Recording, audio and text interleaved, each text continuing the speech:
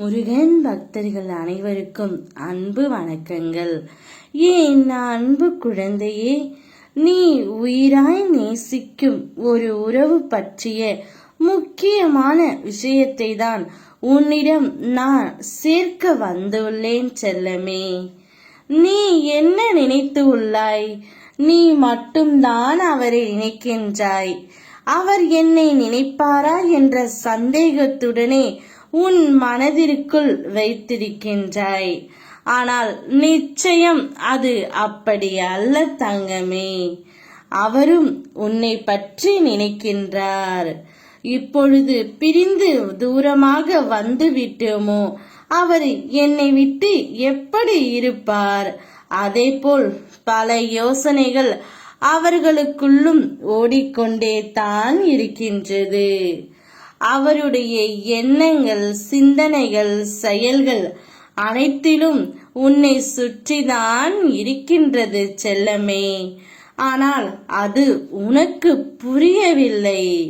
நீயாக பேசுவாய் என்று அவரும், அவர்தான் பேசுவார் என்று நீயும், இருவரும் உங்கள் வாழ்க்கையை தொலைத்து கொண்டு இருக்கின்றீர்கள்.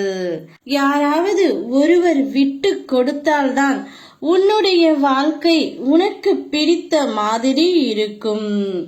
நீதான் தவறு செய்து விட்டாய் என்று அவரும், அவரு தவறு புரிந்து விட்டார் என்று நீயும், உங்கள் இருவரும் ஏமாற்றிக் கொண்டு தான் இருக்கிறீர்கள்.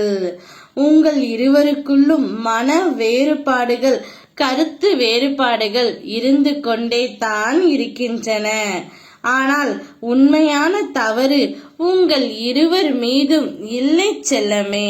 நீ எப்படி அவர் மீது உண்மையான அன்பு வைத்துள்ளாயோ, அதே அன்பைத்தான் அவரும் வைத்திருக்கின்றார்.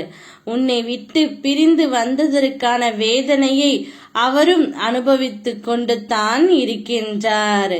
திரும்பவும் வந்து பேச பயமும் இருக்கின்றது. காலத்தின் கட்டாயத்தாலும் சிலரின் சூழ்ச்சியாலும் நீங்கள் இப்பொழுது பிரிந்து இருக்கிறீர்கள். மாயை நிறைந்த இந்த உலகத்தில் கஷ்டங்கள் வருவது இயல்புதான் செல்லமே. ஆனால் அந்த கஷ்டங்கள் விரைவில் உனக்கு தீர்வு தரும்.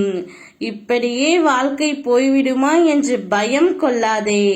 அனைத்தையும் முறியடித்து உங்கள் இருவரையும் நான் சேர்த்து வைப்பேன். அப்பா உங்கள் இருவர் வாழ்க்கையிலும் தீப ஒளி ஏற்றுவேன்.